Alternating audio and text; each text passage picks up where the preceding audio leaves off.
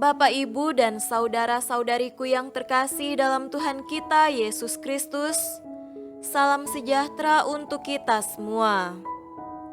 Berkat Allah yang Maha Kuasa senantiasa menyertai kita.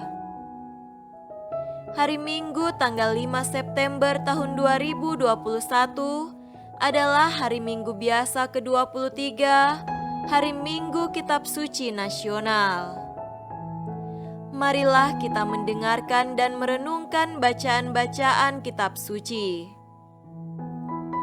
Bacaan pertama dari Kitab Yesaya pasal 35 ayat 4-7a. Katakanlah kepada orang-orang yang tawar hati, kuatkanlah hati, janganlah takut. Lihatlah, Allahmu akan datang dengan pembalasan dan dengan ganjaran Allah. Ia sendiri datang menyelamatkan kamu.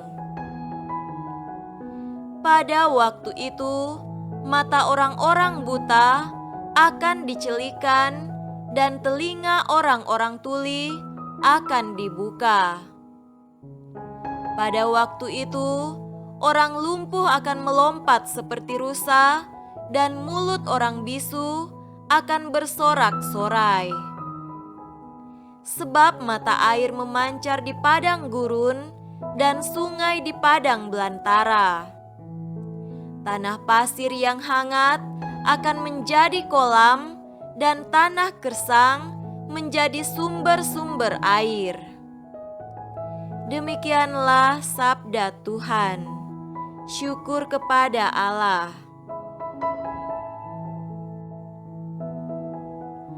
Bacaan kedua dari surat Rasul Yakobus pasal 2 ayat 1-5.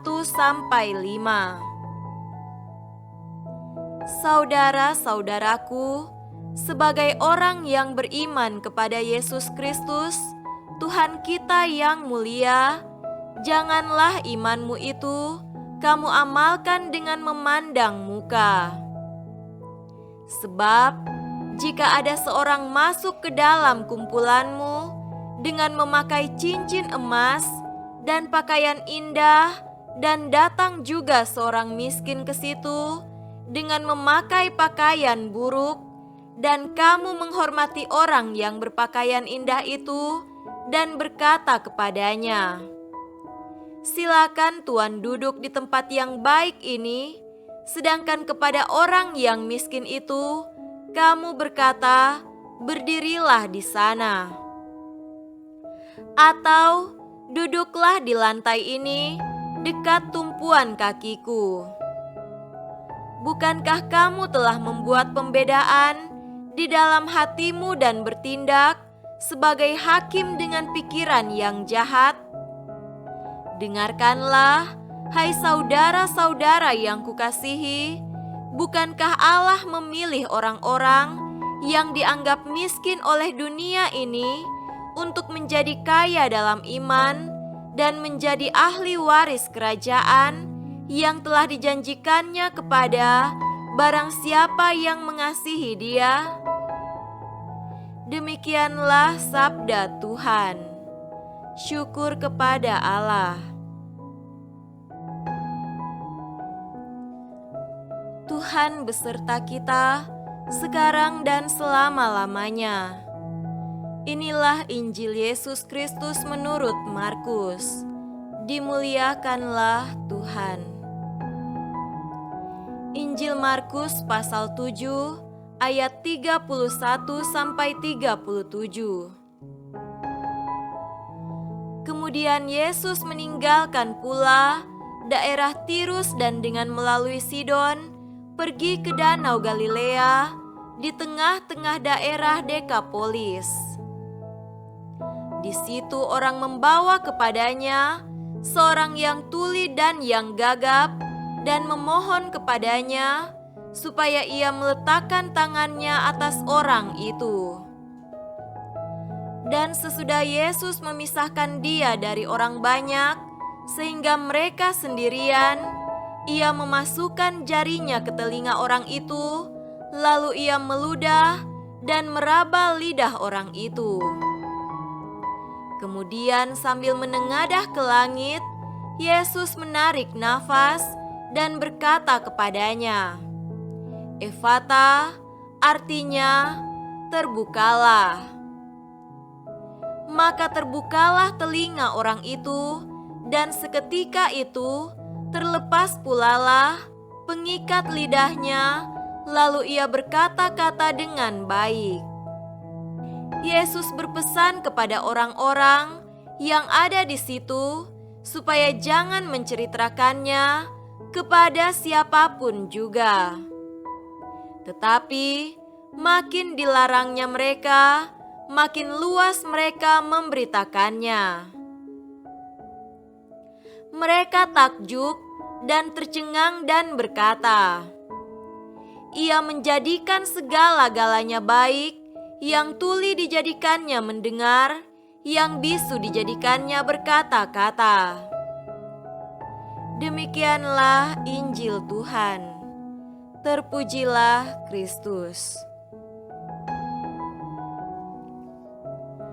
Saudara-saudariku yang terkasih dalam Tuhan kita Yesus Kristus, tema renungan kita pada hari ini adalah penghormatan terhadap kitab suci.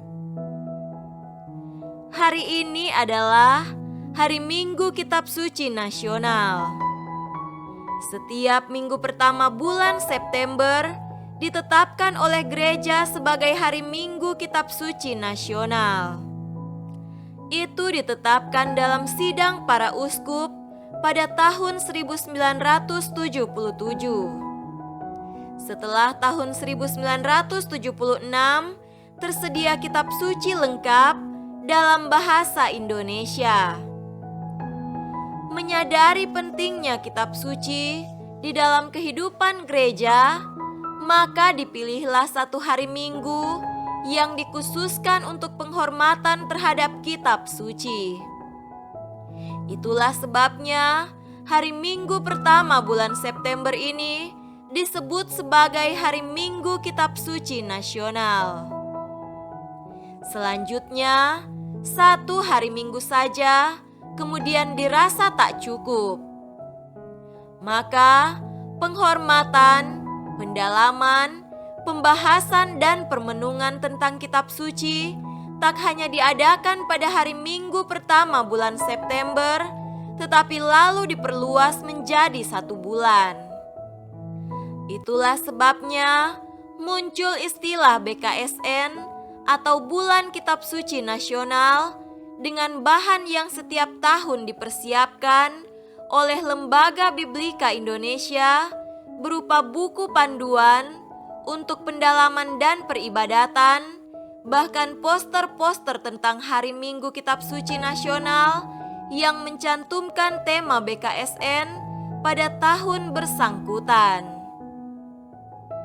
Pada tahun 2021 ini, tema BKSN adalah Yesus, sahabat seperjalanan kita, suatu inspirasi yang berasal dari perjalanan 2 orang murid Yesus ke Emmaus. Saudara-saudariku terkasih, bacaan Injil pada hari ini yang diambil dari Injil Markus berbicara tentang Yesus menyembuhkan seorang yang tuli. Dibantu oleh orang lain, penderita tuli itu dibawa kepada Yesus dan Yesus pun memisahkannya dari orang banyak dan menyembuhkannya.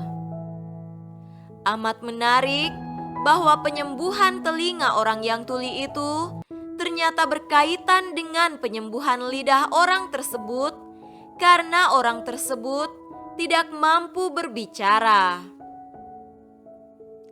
Jadi sebenarnya ini adalah penyembuhan seorang bisu yang tuli.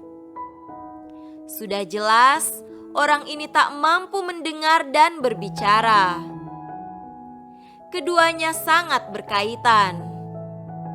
Bagaimana seorang bisu berbicara normal kalau ia tidak bisa mendengar? Mendengar bagi Yesus adalah hal yang penting dan mendapatkan tempat pertama dalam cara penyembuhan. Yesus memasukkan jarinya ke dalam telinga orang itu. Sesudah itu, barulah Yesus meraba lidah orang itu. Dan Efata, yang berarti terbukalah, demikianlah perkataan Yesus, dan sembuhlah orang itu, telinga bisa mendengar dan mulut bisa berbicara. Efata adalah kata dari bahasa Aram yang adalah bahasa Yesus sendiri. Sengaja itu tidak diterjemahkan karena mengandung makna khusus. Demikian halnya kata Aram lainnya seperti tali takum atau Eli Eli lama sabaktani. Penyembuhan orang tuli dan bisu ini mengisyaratkan bahwa ia berada dalam ketakmampuan dan ketakberdayaan pendengaran dan kemampuan berbicara. Semuanya terikat atau tertutup.